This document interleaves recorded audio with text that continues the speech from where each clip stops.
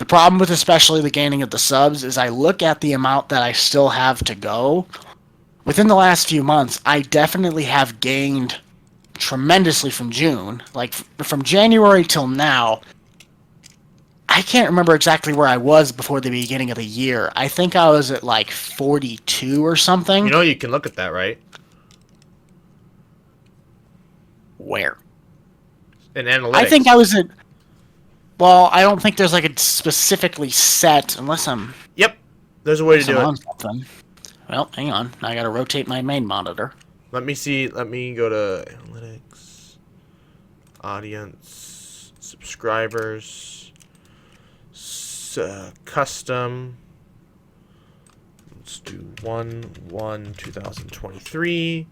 Hit apply. And I can know exactly how many subscribers I have gained since the first of the year, which is 164. Hold on. Where the heck did you find this? So go to Studio, Yep, I'm in that. go to Analytics, Yep, already in go that. to go to Audience. Yep.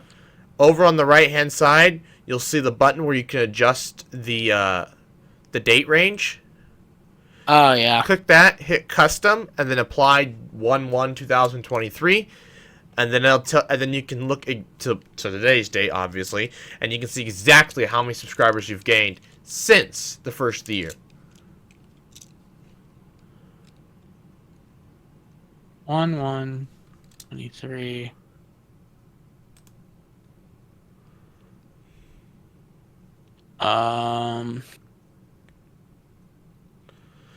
Wait. Holy cow. Okay. I'm messing this up. What? Oh, hold on.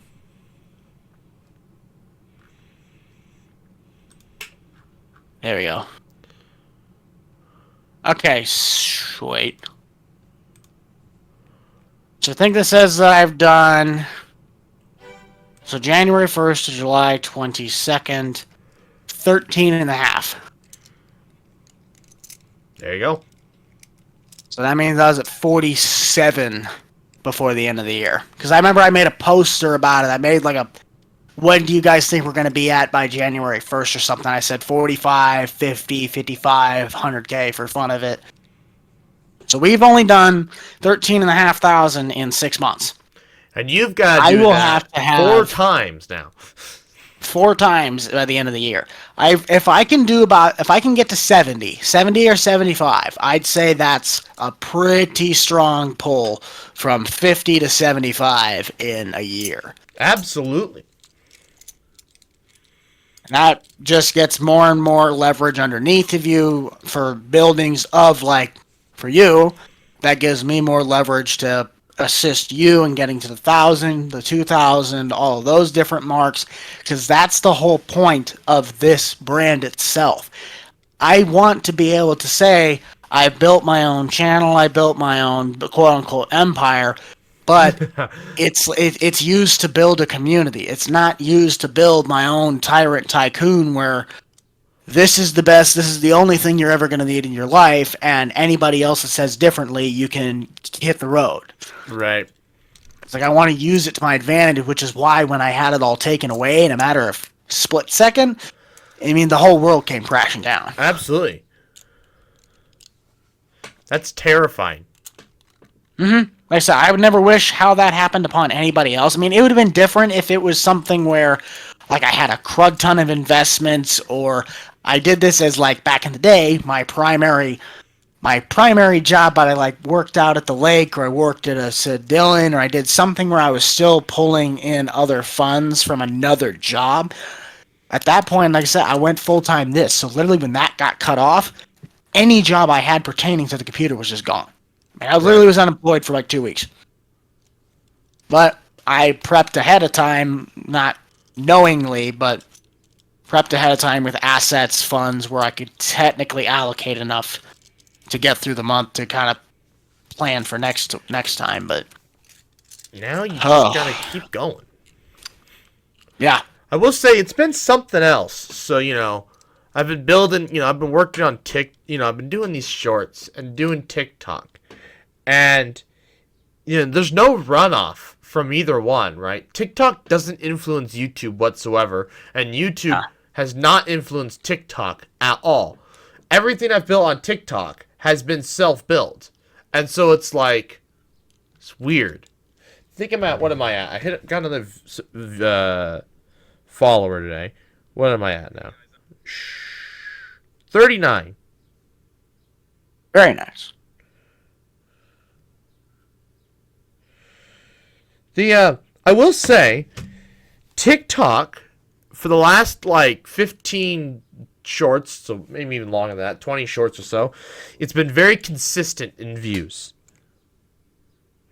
250 views is about the average. And that's every single day. Pretty much. Just 250 views. Huh? On TikTok? Yeah. They don't go up, don't go down. YouTube. Oh, yeah. YouTube shorts are stupid. And I hate to tell you, even if you get monetized, that's why my channel went so far down in the estimated revenue, because shorts don't pay for nothing. Well, they shorts also just literally pay nothing. Well, just the view, it's so random. Like, it will take 5, and it's weird, too. YouTube will just decide to push it in the algorithm, and then it's so random. Like, well, you can really do the exact same thing 3 days in a row, and all 3 of them will pull different results. Oh, I'm sure. Like, I had one 4 days ago that pulled 1.9k views. Why? No idea. But then today, but it always takes 5 hours, I've noticed. I'll upload it at noon, and about 5 to 6 hours later, YouTube will push it, and it'll get 200 views, 100 some odd views, and then that's where it'll sit. Have you ever used the analytics to see what time your audience is on to post it right at that time? I've been thinking about it. I'm thinking about what would happen if I upload it at whatever time YouTube says when YouTube pushes it. But it's it's different every day. Well, that's where I use the. I also don't have. When I look at a majority of my audience, of course, since a lot of the audience that I have or that our group mainly pertains to is people that are usually still in school. 3 o'clock Central, which is 4 Eastern to Pacific, all of that, it kind of it's the sweet spot, because if your rush doesn't come at 3 o'clock, usually by about 5 or 6, which is when our audiences are mostly on, that's when the rush comes in. So it's kind of like you get a kickstart from whatever.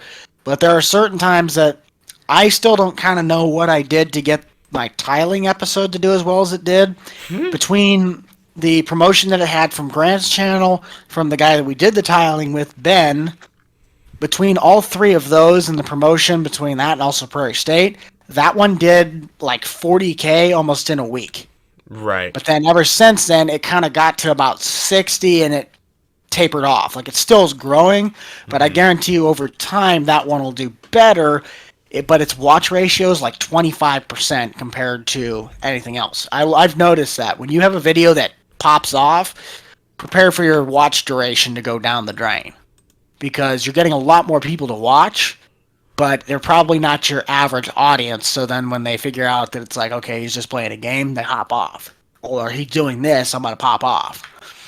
But on a regular video, if I'm doing something that pertains directly to the series or a certain video and it gets 30,000 or 20,000 on an average, maybe even 15, the watch ratio is 35, 36.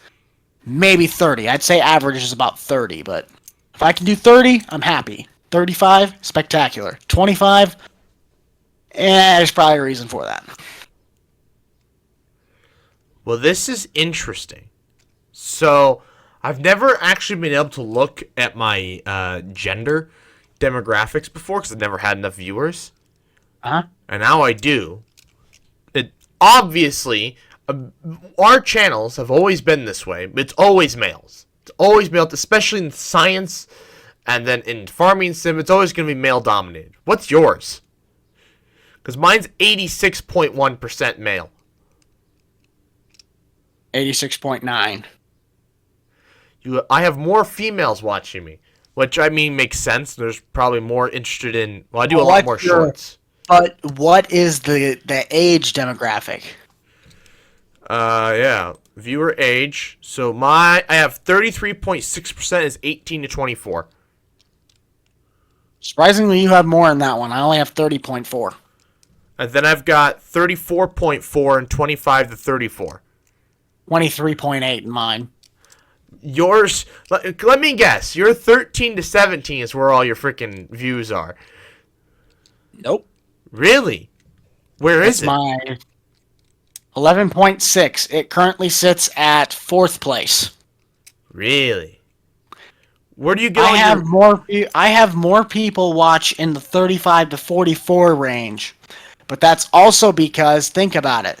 They're watching on a parent's account. That's true.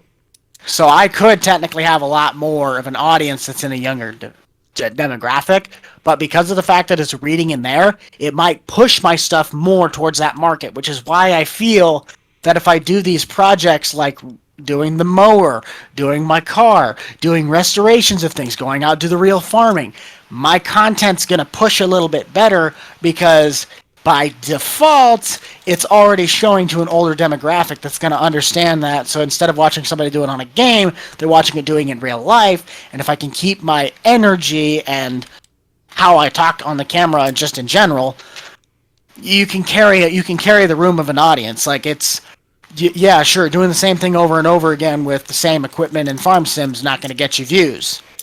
You want to watch a good video? Oh dear.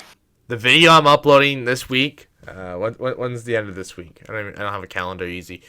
It's the 28th. I think it's the Friday. Yes. So Saturday, the 29th. That's when my July video go up. Oh dear. It'll go up Saturday. I'll be in San Antonio. Oh, well, either way, if and when you can. What did you do? I blew up a cinder block by accident. How do you blow up a cinder block by accident? Well, I can't spoil the video for the kiddies, so we'll have to end the podcast for me to show it to you. Ha! So, folks, that's where we're going to end today. Go check out the Merlin Buck. I know you're all already from over there, so, is what it is. I'd like to thank you all for watching. Please like, comment, share, and subscribe. New podcast every Friday, 12 p.m. Central Time. And good night.